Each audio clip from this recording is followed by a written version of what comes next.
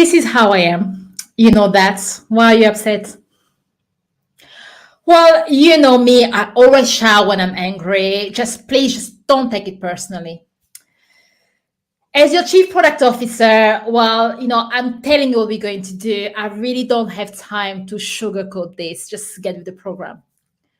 I'm sure that you've heard a variation of all of those messages before. When it comes to companies and getting things done, the more the pressure piles up, the more we can see the cracks in the way people behave at work. But what is the impact of our leadership? What does it got to do with our company and the culture of our company? For me, the worst one is really when people use a combination or a variation of this is how I am. It's even worse when this is now accepted. The behavior has been accepted in the company. But this is how they are. You know how they are. Just let it go without challenging them and without really thinking about, is this the behavior that we would like to nurture in our company? I'm asking you, is the leadership within your organization affecting the growth of your startup? Welcome to the Mary Poppins of Startups live show. I'm Naily Makangu from Athena Leaders, an organization that is passionate about helping startups dream, build, play, whilst leaving behind the legacy of a happy, yes, happy and productive workplace playground. For those who are new to the show, 3 rules. Number 1, this is not a monologue. We love it when you send your questions through. And as you already know, I do answer live or I'll hunt you down on social media. Hashtag Athena Leaders. Number 2, are you a startup founder or someone who's part of the startup ecosystem and would like to help? Well, how about coming on the show? Number 3, sit back, relax, and enjoy the show. I love this concept of leadership, especially when it comes to startups and technical teams. This is something I'm passionate about, not just because I train on leadership, but it's really the root of my organization. It's even part of the name, Athena Leaders. This is a topic for another conversation, but why did I pick the word Athena and what I believe that is really important? I started my journey as a software engineer, and because of a lot of issues with the way some of the large projects and initiatives were run in the company and much more, I started slowly moving into leadership. I realized that when there's a lot of issues with communication, when the cog in the engine doesn't work really well as we are working as a team, it affects your motivation. And despite the fact that I love my colleagues, I love the company, and I love the product we're working on, I felt like, I want to move away. There's a lot of things that just are not right. And there's a lot of anxiety and stress when it's something that could have been built by changing the way that we were leading the projects and the way we were leading the team. This led me to creating Athena Leaders as a company. And the reason why I emphasize Athena is that, well, for those who don't know, she's a Greek goddess of wisdom and war strategy. The war and the strategy is really the aspects of when I go to a company and deal with the issues and build products. But the wisdom is what I always bring with me. And that's what I always promote. This idea of using wisdom and leadership in the way that we work together. The problems with leadership and the way that is presented to us is that they relate to that as soft skills. Soft, really? I can tell you that one of the things that people challenge the most with at work is not just how to do their work.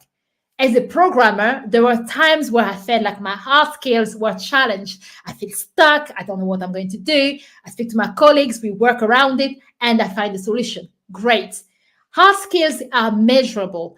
On every single day, I can see how better I was getting as a programmer.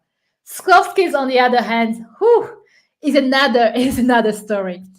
For a start, most education in STEM focuses on teaching people the hard skills, but the soft one is up to you whether you get to the position of leadership. And unlike a piano player that spent years honing their craft, or a tennis players that spent years working on their skills to become the best tennis players, when you get to leadership, especially when you are leading a startups or leading a team, you send on a training course for 1 or 2 days and off you go. You expect it to be the person that's really the best leader in the company, regardless of the challenging, the anxiety, the conflict that goes internally, and the things that are really affecting you. So today we are going to look at this idea. In this episode, we're going to look at this idea of leadership and how it affects your startup and how it affects your startup growth. If you are still unsure whether this is something that is worth listening for you, let me remind you, most people don't leave jobs. They leave their managers or negative workplace culture. Now, what kind of culture do you want to create, and what do you want your startups to be known for? Just as a unicorn, or as a startup that has grown, but at the same time have created the best culture and the place where everybody wants to play, regardless of the challenges and the fact that it's a fast-paced environment. So how has leadership changed your startup? This is a really good starting point whenever we look at the journey of startup. There are many challenges that you are facing, or that you will be facing, especially if you are at the beginning of your startup and you say, well, there's only 5 of us. Things are great. There's not many problems. What do you need to bear in mind? Or if you are working in a startup and scale up and you feel that the energy level of your people, although you still have some element of productivity, but you feel like the energy is kind of going down, what is it that you can do and what is it that you can pay attention to? First, on a startup journey, what can I say about that? As your startup grows, the needs will change. The way you lead a team of 2, 3, 5 people is different than 10, 20, 100, and so much more. Do you have the leadership at different level of your organization to succeed? When you was just 2 up to 10 people, you could have been the person that's responsible for the culture and the one leading. But as the team grow, you delegate that responsibility to line managers at different level of your organization. Are you sure that they have the skills, the soft skills that are not that soft, especially when it comes to learning? Do they have the skills to lead your company or your people with the same passion and integrity that you have? The second one is working with friends and the impact it could have on your startup. In fact, many startups, when they describe themselves, especially at the beginning, everybody knows everybody, and you start creating a family and friendship. And I tell you what, that is such a great feeling. I've worked for a company where I felt like I was part of the family, that even years after I left them to work in other companies and then starting Athena Leaders, they still invite me to come for Christmas, and I can't wait for the next time I'm going to be with them, having a drink and really feel the sense of the family. The downside that comes with working with family, as you know, is when you struggle with boundaries and authority. Are you able to lead your family or your teams, especially when you have that sense of friendship in the right way? It's something that can be learned. Some people really struggle when they feel that their decisions are unpopular. And if that's you, how are you dealing with that to help you maintain the sense of friendship and family and the cohesion that you've created, whilst at the same time, you continue to lead really strongly for the growth of your team or for your company? The third one is promoting internally. I love it when companies promote internally by giving people the choices and even the playground. When we look at the Maslow hierarchy of needs and motivation, one of the things that really motivates people is when they feel like they get a sense of purpose from their job and they are growing. Unfortunately, the dark side of promotion, especially from people who come from a very technical background, as I did, is that you are expected to still work at a very high level, but at the same time running as fast as you can to pick up the skills that you need. The negotiation, dealing with conflict, learning that it's not just about you anymore. It's not about you achieving something. It's achieving things through others. And how does it work for you? The ego that comes into play when you worry that one of your team members might challenge you because maybe they might be an expert, but you are the one leading them. How do you deal with all of that? This is really, really important to maintain the culture. And in fact, many of the startups or the organizations that I've seen, even, this is not just startup related, even big companies have that problem. Many of the companies where I thought, I am not touching that with a barge pole, is usually because the ego has gone to the point where, although this is not the culture that is seen on the mission, on the vision statements, whenever we talk about certain individuals, we all agree on one thing: This is how they are. And that's the moment when I know either I'd stay here and try to help and fix, or I'm moving away. When it comes to delegation, the fourth point, I guess this is one of the biggest issues when it comes to leadership in a startup or in a company. Why I've emphasized on startups? Well, when you spend so many years, the beginning of your company, doing absolutely everything, taking on other roles, you develop a pattern and a way of working. And when the company grows, as you are hiring someone, you want to find the other person that's thing exactly the way you would have done it to get the same result. But what if they do it a little bit differently, but the result is the same? How do you react to that? And what happens when you start delegating other bits of work where you are not even the expert in the first place? How do you deal with that anxiety of not knowing exactly how to delegate, but at the same time assume the role of leadership, which is removing the roadblocks and allowing and empowering the expert to do their role? I know that there's a lot of things that I'm saying that's really resonating with you. And in fact, last year I was doing a 2-day leadership training, and we really went into details with a lot of those kind of things. When it comes to leadership training, especially for people who have been working for many years, I generally believe it's not common sense. It's not rocket science. It's common sense, but with the added caveat that we are usually in pressure cooker situations and we have to react. If we don't really know how we behave, our personality, and how we deal with challenges, that's how we keep on reacting in a way that affect the organization negatively or affect our colleagues negatively. And obviously, this is the root of the negative conflict will start to seep in, reduce productivity level, increase stress, and that keeps on going on and on and on. So if you are now looking at that and you're thinking, I'm a startup owner or own an organization, and I believe that maybe I'm okay, but towards my ranks, there's a lot of managers there that need some kind of help and support, then do get in touch with me. I would love to run, whether it's a leadership session with you, a discussion, mentoring, coaching, and just give them the support to grow. And just to add to that, I believe that a lot of people go on leadership courses and then they are left to their own devices. If you wanted to do things a little bit differently, yes, of course you can hire me. But one thing that you can do internally, this is free advice, free bonus, just get a few managers that trust each other to create some kind of mastermind so that they can talk about some of the issues that they have, challenge each other's personality so that they can keep growing based on what they learned during the leadership training rather than just being left on their own. So sometimes I do a leadership training and I do run those mastermind, but if I'm not the one running those sessions, I encourage you to do that internally, as I've seen great benefits, honestly, from teams, even just the way the leaders themselves feel and also the way the teams are feeling. Now you're looking into that and wondering, wow, this is amazing. This is great. I'm going to share this episode with my followers, or I'm going to share this episode with people from my team. But you're also probably wondering, how can you increase your own emotional intelligence so that you can improve your own leadership skills? There's a lot of things that you can do in there. I'm just going to name a few. And for anyone who's been listening to me, I genuinely believe that, there's so much goodies that you can get from these shows.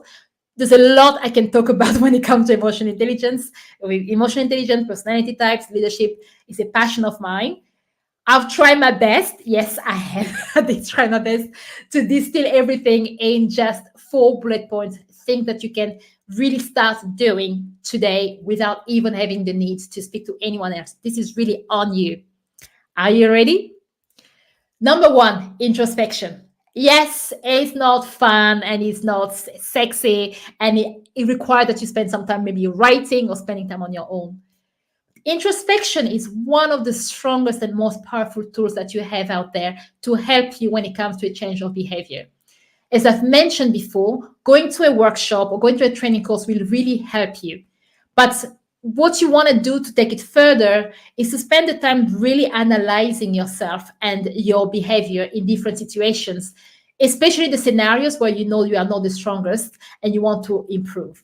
For example, if you know that you struggle dealing with conflict for whatever reasons, maybe you are a conflict avoider or maybe you are someone who cannot, whenever you have to kind of discuss the situation, you struggle to be assertive. Well, when I train and I talk about assertiveness and dealing with conflict as part of my leadership courses, I share with you a lot of tips and techniques. How do you use those? When you finish the session, ask yourself, how did you react to the session? How did you, when you finish using that and you start using them and you are faced with another conflict situation, ask yourself, how did you react? What are the things that you enjoyed or you liked about your behavior in that situation and what you did? The more you kind of know what you did wrong, or maybe what you not exactly wrong, but not at the standard that you wanted, the more you are psychologically or subconsciously aware of how you can do it differently next time you have a conflict. And this way, you are matching just going to a training, learning the skills from the training, and actually applying them and getting better. For those who love to track and measure things, yes, this is a way of how I encourage people, especially those who have a personality where they love tracking numbers, facts. They can use that introspection to really track themselves and see how they are improving. The second one is understanding your emotions. And that's something that's we are not taught where as we're growing. Of course, this is changing a little bit for the next generation, and I'm really happy about that. It's really important to understand not just your emotions, but also your triggers. When you had a burst out or you lash out at someone, there was always a reason, a cause, and a trigger. By doing the introspection, you can help really understand what are the triggers, what are the words. Some people, even just things as please calm down is a trigger for them. And there's a reason why it's a trigger. By going through coaching session, they might discover why certain words or certain behavior, certain tones of voice can trigger them differently and how they react to that. So for me, one of my biggest trigger is when someone shouts at me, which is completely unacceptable in my opinion. But I've developed a three strikes and you're out. The first person someone shouts at me, I won't shout back. I will give them the time to let go of the anger and everything. But I will politely remember that this behavior is unacceptable. And the third time they do that, I still won't shout. It's not it's not something I do naturally, but I might match their tone and then calm down. So I mimic them and then calm down and then say what I want to say. Sometimes, I just walk away for that moment, give them time to relax, but those are kind of triggers. And in fact, when we start looking at emotions, my message won't be complete if I don't bring in vulnerability. And sometimes vulnerability is a skill that helps you develop your emotional intelligence, telling people that, especially when things get heated in a conversation, how do you use your emotional intelligence to kind of get people to calm down, right? Or in a meeting, you started thinking that there are many comments out there where people are moving away from what you're working on to the personalities. So how do you get them to take a moment to breathe, maybe even 30 seconds, and just get them to relax? One of the things that's quite funny is that a lot of people see crying, especially in women, as a massive vulnerability, something that should never happen and all of that. And in fact, as a young woman in a technical field, I grew up with these ideas, I can never cry. So I hated crying. So whenever I get to the point where I'm in an argument, especially when I know that I'm not being heard, I'm frustrated, I feel like tears are coming to my eyes, and I learned to stop that trigger by just shutting down completely. And over the years, I've learned to recognize that trigger. And that trigger is not so much by saying I'm powerless. It's kind of a moment where, I feel like I need to do things differently and I'm stuck. And I've learned that maybe this is the moment where I could walk away for 30 seconds or breathe gently for 30 seconds, center myself. I gave myself the tools to deal with that and then go back into the conversation in a more positive way.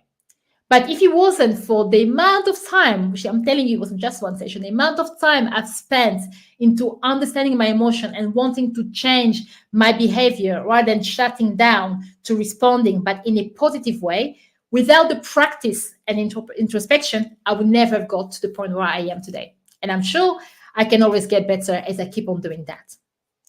So the third point when it comes to increasing your emotional intelligence is about really understanding yourself. And yes, I talk a lot about personality types and behaviors. There's many things out there. The Myers-Briggs, I personally promote DISC a lot. I'm an authorized partner of Everything DISC. So if you ever wanted your DISC profile, hey, the Mary Poppins of startups get you covered.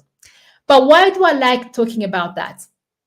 Understanding your personality is way beyond just knowing if you are an INTJ in Myers-Briggs, or if you're using disc by colors, whether you're red, or if you're using everything disc or terminology, whether you are dominant and influence and all of those things.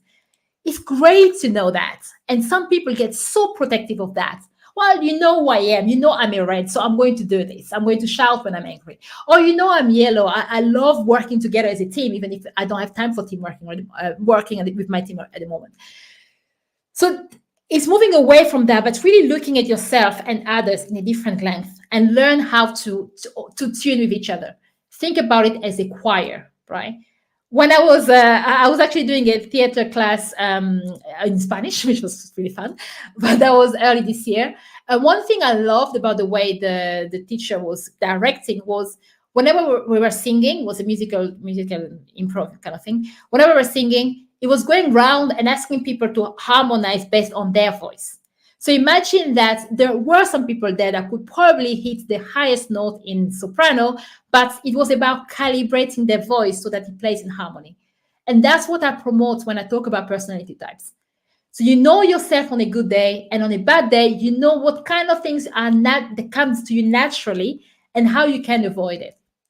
So some of the things that I've seen, because I want to see if I want to talk about changing personalities and behaviors, I think I should go first, right? So one of the things that I did after I learned about personality types, I was very young. I was younger at the time. I called my mom and apologized about something that happened years ago. So my mom is this really strong, nurturing, I would say she's probably a green or steadiness kind of personality types, right? So family is a big thing for her, and having people around and making sure that people are happy is really about her. Whereas I'm very independent. I would love to kind of keep on going. I'm action oriented, really fast paced. And I'm a summary person. I've learned to use a few more words, yes. But I used to be a very summary person. I think in my head and tell you the summary rather than talk to you through what I'm thinking, which is more my other people's styles. So my mom was planning on redecorating my bedroom. I was sharing with my sister at the time, and she wanted to buy us new beds. And at the time, I was already at university, close to finishing off, and I knew that there was no way I was moving back to Glasgow. I was just going to get a job either in the same town where I was studying, or wherever the job takes me, because I love attention and everything. But my mom had this idea that I was coming home, and so she was really excited about decorating and everything. So she talked about that, and I'm like, maybe this is not the moment to tell her that I'm not coming home. But I didn't know how to say that because I didn't really like talking about my feelings and emotions. And I'm like, I'm just going to handle that another day. It's not that important. So after my mom asking a second time and third time, and once we were just in the middle of having drinks, having fun at home, I brought it out.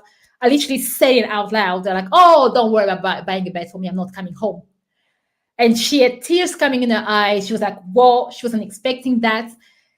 And again, you might think this is not that important. But one thing I've learned when I started going into leadership is that it's not just about what you say, it's how you said it.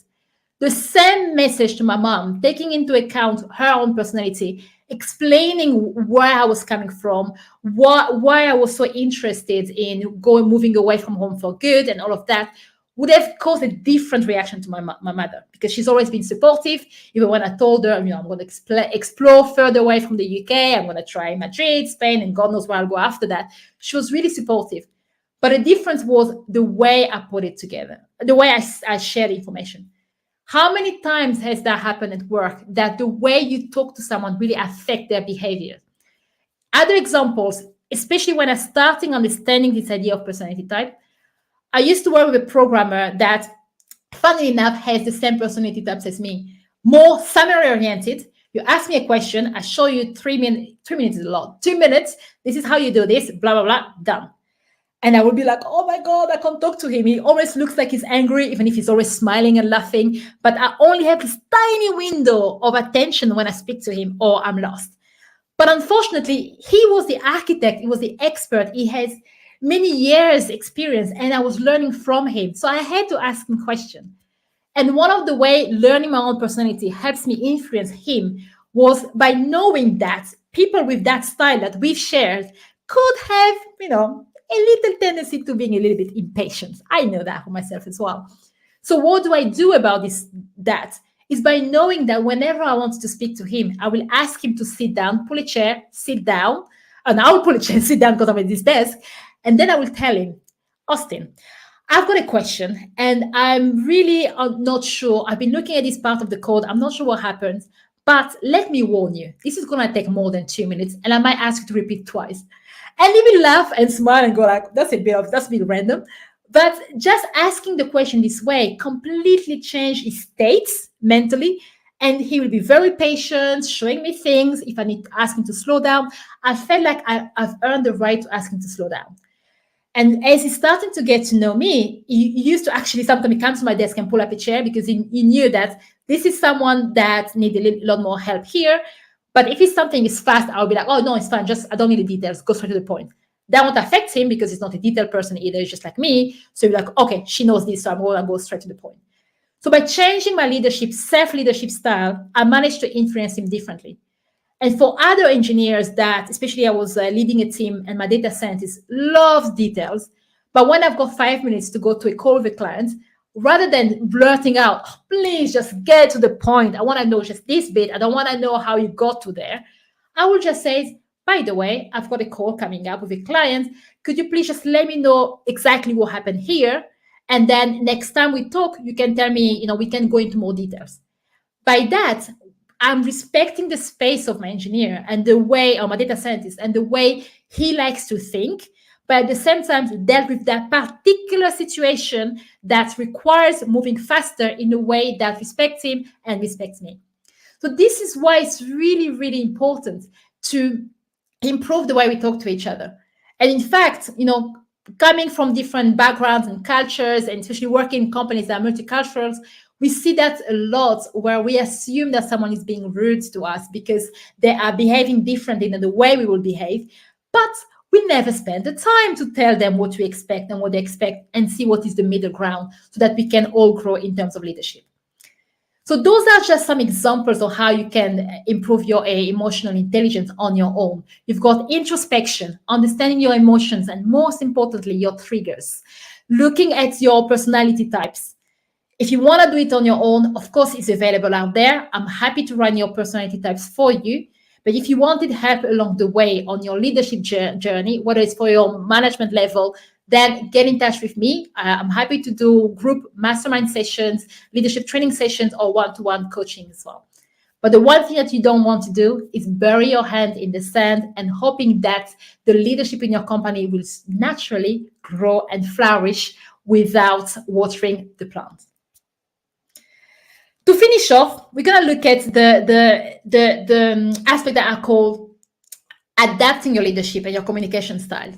One of the things that I hear a lot, or that I see a lot when it comes to leadership, is that people believe that you can, obviously, when you go on the training course, you know what you need to do, but you apply the same techniques with everybody. Recipe for disaster. Unfortunately, there's no one size fits all when it comes to leadership. Great leaders need to adapt to different situations and to different people. And what do I mean by that? Well, delegating is a skill that you learn. You learn how to delegate. But when it comes to applying that, you need to take into account the person that you're speaking to. And the same goes for giving feedback. So when you look at from delegating, if you know that someone needs a bit more handling because they are prone to procrastinating, the way you will set up the structure on telling them what to do, how they're going to work, and how you're going to check up with them is different than if you are working with someone that tends to be really good once they know what they're doing. They just, they're good at working independently and moving forward. If you delegate those two people exactly the same way, right, that's going to be a disaster because they will not be happy and you will not be happy with the results. The other one is giving feedback. Imagine giving feedback to someone who love to focus more on facts. So their personality type is really about, I want to see the fact, I want to see the evidence, I want to see details. And you want to delegate to someone, give feedback to someone who really focus more on the feelings and the relationship and the nurturing of relationship with others. Exactly the same feedback. It could be exactly the same task that they've done in a way that you might not be happy with. And you want to give the feedback to those two people. the way you will share the message with them will be very different. And that is the secret to key and strong leadership. If you can master that, of course, this is not just about delegating and giving feedback. It could be planning, dealing with conflict, and so much more. The more you can do that, but really focusing on each member of your team, the better it's going to be for you. You might be wondering, but is it not fake? Are you losing your authenticity if you have to adapt yourself every single time that you're speaking to someone? Well, no, on the contrary, this is what makes you a stronger leader. You're always going to be you, and you're always going to know what are your strengths and your weaknesses and your styles. So, for example, for myself, I know that I'm always going to have a strong dominant style in me, and I'm also going to have a slight influence, which is the yellow one, or conscientiousness, which is the blue one. So they're kind of fighting each other to see which one goes higher, depending on what I work on. I'm always there. But what I've learned is that as a leader, knowing your strengths helps you so that on a day, especially when there's a lot of stress and panic, I know that my red dominant style will bring in some impatience. So how do I counteract it? By maybe telling team members that today I only have 2 hours here to talk with you guys. Is there anything that I can help you at this time? Or maybe when someone comes to my desk, ask a question, I know that I might maybe speak faster or maybe shut them down. So how do I prevent that from happening? By being aware. But whilst working with others, I'm aware that regardless of what my personality style is, I have access to all of the others' energies. So if I work in a team where there's other team members that love to run meetings, they have a strong red dominant style, they are action oriented and want things to work a certain way, and it's the way that's well for the company, I get out of the way. I don't need to bring that energy because it's part of the team. I bring more of the energy that is lacking. So as a leader, I've learned how to embrace all of the other energy that exists when you're looking at the personality types and to play with them so that we can improve the choir, so that we are all singing in harmony. So that's what we talk about when we talk about adapting your style. It's not about losing your authenticity, losing who you are, losing your own sense of self. It's about respecting yourself, respecting others, adapting your style, whilst being still, really good when it comes to assertiveness, leading the team, knowing that it's not a popularity context and there are decisions that you might take that people might not like, but that is still something that if it's required for the work, it's required. Again, if you are listening out there and you're wondering, wow, this was amazing. There's so many people in my team that needs to hear that so that we can have the discussion internally so that we can start changing things. Do share the episode. That's the very least that you can do. Like and share to help others discover this message as you've discovered it as well. And if you need any help in terms of leadership training, one-to-one coaching, mentoring, even if you want to do it on your own or through your company, well, do come to the Mary Poppins of startups. I preach what I also went through. Yes, I was the Mary Poppins of startups, but when I first started, transitioning from a software engineer to still being technical, but with a very high level of leadership skills that I'm still honing every day, was a hell of a journey that I would love to share with you maybe on another day. In the meantime, let's design a happy and productive workplace playground together.